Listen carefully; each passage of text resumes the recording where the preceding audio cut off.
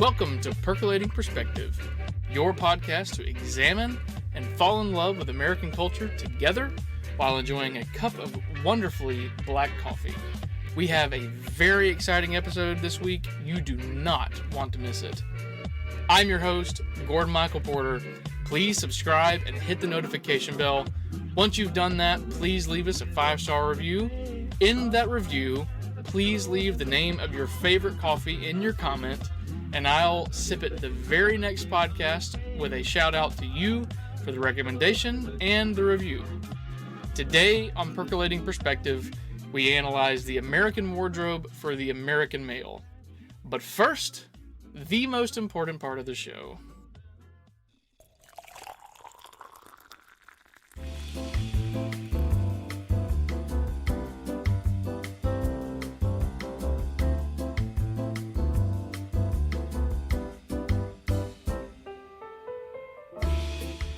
The drip of the day today is a nod to the Italians, Lavazza Classico.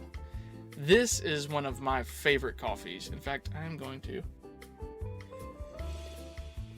take a sip right now. You can order this direct from Lavazza on their website, or you can buy this at any local grocery retailer. Lavazza Classico is a genuinely delicious, straight out of the bag black cup of coffee. It's rich without being bitter. It's bold without being overbearing. And it's gone. It's simple, it's effective, and it is just darn tasty. It is the perfect sipping companion for our topic this week, the American man's wardrobe. There's so many places I could start on this topic, but American style, unlike most other countries, is readily identifiable as American. If a Frenchman puts on a pair of cowboy boots and a pair of blue jeans, he no longer looks like a Frenchman. Although it might just be Steve Martin running around as the Pink Panther incognito and doing a bad job of it. Almost all American styles, though they have been altered over time, so to speak, almost all come from a utilitarian background, with blue jeans, an American invention, being front and center in almost every one of them. The American blue-collar working wardrobe comes directly from cowboy and western attire. Now becoming popular again with the Netflix show Yellowstone, cowboy and western style is probably the longest living men's style in America. While most cowboy boots worn today have never been basted in cow manure and left on the porch to air out, the origin of the entire look comes from the rugged frontier of the American West. Everything about the cowboy's wardrobe was a tool of some sort. His hat was his water canteen, his shade, his eye protection, spurs he wore to direct his beast, his handkerchief being insect repellent, a bandage, a sweatband, a water filter sometimes, sunscreen for his neck. His jeans, probably made by Levi Strauss of San Francisco, California, were just as tough as he was, with copper rivets and hand-sewn stitching, being brutally worn against the hide of the cowboy's horse and the leathers from the saddle, keeping him comfortable in dramatic climate changes from the desert of West Texas to the mountains of Wyoming and Colorado. Today, it's still a staple of the American man's work attire. Ruggedness and durability are absolute non-negotiables in the blue-collar world, and it seems the American cowboys had it right from the very beginning. From the farm to the construction site, you will inevitably find cowboy boots, jeans, heavy canvas, and denim shirts, probably even a cowboy hat or two. In fact, I've even seen hard hats that are shaped like cowboy hats. Effective, durable, but at the same time, a good-looking ensemble. Great examples of this style are consistently portrayed on screen by John Wayne, Clint Eastwood, even Jimmy Stewart, my hero on occasion. Another good one is James Coburn, a forgotten great Western actor. James Coburn eventually had to give up acting because of he had arthritis really bad. And in fact, if you're a millennial or maybe born, shortly after, in the late 90s, if you've ever seen the movie Snow Dogs with Cuba Gooding Jr., you might remember Thunder Jack. Thunder Jack was James Coburn. He was a American Western hero and a 6'4" stud. But moving forward through time, from the 1880s in West Texas all the way to 1942 in Manhattan, New York. Now we find ourselves sitting in a painting by a man named Edward Hopper. The painting goes by the name of Nighthawks. The scene, we see a soda jerk in a diner on a corner, taking orders at a bar for two men in suits, one accompanied with a skinny redhead in a red dress. This painting depicts one of the most difficult times for the common working man in American history, the Great Depression. One of the most overlooked features of this painting is the dress code that we're portrayed in this painting, what we were told is the dress code for everyday life in the early 20th century. What people today might call business formal was once everyday standard attire. And in my opinion, that change in culture from this painting to the modern day is one of the biggest gut punches in history. If you don't know who Humphrey Bogart is, I want you to pause this episode right now. I want you to type his name into Google Images and behold the magnificence that is gracing your phone screen. Bogart was American culture in 1942. If you've ever seen Humphrey Bogart in a movie, or if you had the opportunity to see him on the street in 1942, more than likely you would find him dressed in a 2 or 3 piece suit, a fedora, a tie, a trench coat, and a watch. This was simple and basic attire in 1940. Yet today, if one were to wear this to the store or to work, without doubt, you would be asked what the occasion was or where you were going. I typically wear, in fact, I always wear a suit to church on Sundays.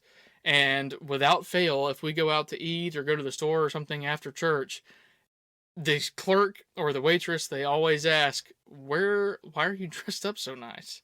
I'm going to church. You should dress up nice to go to church. But that's a sidetrack. I can't encourage you enough to watch the movie Casablanca. This movie is phenomenal for many reasons, but not the least of which is Humphrey Bogart's attention to detail in his wardrobe and ability to be dressed extremely well without being overdone. And the same is true for the piano player in the movie who plays the song As Time Goes By. And if I can remember his name, Dooley Wilson was the man's name. Actually couldn't play piano. The whole part in the movie of him playing piano was overdubbed. He did not know how to play piano, but Warner Brothers Studio thought he fit the part, and they borrowed him, I believe, from Paramount Studios. He had a contract with Paramount across the lot, and he came over to play the part. Sam, the renowned part, play it again, Sam. Also was never said in the movie, but that's the line we know. But again, this movie, it really brings out Humphrey Bogart's attention to detail in his wardrobe, and really everybody in the movie, their attention to detail in their wardrobe is second to none. That is a very shallow take on the movie because there is so much to go through in that movie. That movie is that'll be the topic of an episode, I'm sure. If you would like to know more on the history and amazing background stories about this movie, I highly recommend you look up the podcast called The American Story by my friend Chris Flannery from the Claremont Institute. Look up the episodes Yvonne, I Love You, and As Time Goes By in particular. I challenge you to listen to those 2 episodes without shedding at least a couple of tears. The stories of the people involved in that movie, I won't give the podcast away. They'll release the episodes, but the people involved in that movie do not get the credit that they should. incredible, incredible people on that cast. But to stay on course here, you can't discuss American style without bringing up one man, Cary Grant. Again, if you've never heard of Cary Grant, I want you to pause this episode right now and let yourself get lost into a Google image or Wikipedia wormhole. Cary Grant is the epitome of American male style, and the most amazing thing about his iconic wardrobe is the simplicity. Those who try to emulate his style today will probably spend hundreds and thousands of dollars on three-piece suits, fine leather shoes, ties that are and watches that are worth as much as some people's vehicles. And and some of the watches that people have now, they look like they should be, their grandfather's retirement fund in the sock drawer. But Cary Grant didn't do that. In fact, by his own account, he would buy suits off the rack at Sears or Woolworths, maybe have them tailored, and then head to work on the big screen with his $10 shoes and $5 watch attached. In reality, spending a fortune on your wardrobe is generally the exact opposite of what makes American style so unique. Remember, American style almost always is utilitarian. In Bogart and Grant's day, you were expected to be presentable and have a sense of decency and dignity when presenting yourself in public. However, most in their day were impoverished by the still lingering effects of the Great Depression. But, in an effort to maintain an appearance of civilization and decency, they made themselves presentable on a budget. I do want to address something that I think has plagued American men and men in general in the Western world in the modern era. Men in the Western world in America are really caught between a societal rock and a hard place. If you spend any amount of time addressing your appearance and even discussing wardrobe like we are now, a lot of times you'll be labeled as effeminate. It is not effeminate to take care of your appearance. Taking the time to be presentable and being detail-oriented in your presentation, that is what separates men from boys. It's what separates human beings from animals. It's the act of stewarding and maintaining your God-given earthly vessel and differentiating yourself from a world that is slowly moving towards chaos and going to hell in a handbasket. It's also a matter of discipline. Anyone can throw on a pair of sweatpants and a t-shirt or a hoodie with a hole in it. But there is no self-control or discipline in that, and there's certainly no pride in that. You'll notice that the military expects nothing less than a perfectly organized and manicured soldier. Is it effeminate for a Marine to ensure that his dress blues are well-fitting, clean, polished, straight, centered, and detailed? Of course not. His appearance and his dress not only is a matter of self-discipline for himself and a matter of respect for the branch he serves, but it also tells the world with an unmatched amount of grace that he is a finely tuned machine that has the courage to kill a terrorist and then the heart to weep over his fallen brothers. The American style is a matter of utility, self-discipline, and respect. From the cowboy to Cary Grant, the way you present yourself means everything. As your friend, I challenge you today, take the time to discipline yourself in your appearance. I don't care what you do for a living. I don't care if you change oil in cars. I don't care if you dig ditches. I don't care if you're bagging groceries at Walmart. I don't care if you're a stockbroker in Manhattan. Don't show up to work with an untucked shirt. Even if it's a polo and jeans or, even if it's a t-shirt and canvas pants. Don't show up to work with your untucked shirt. That you want to be presentable.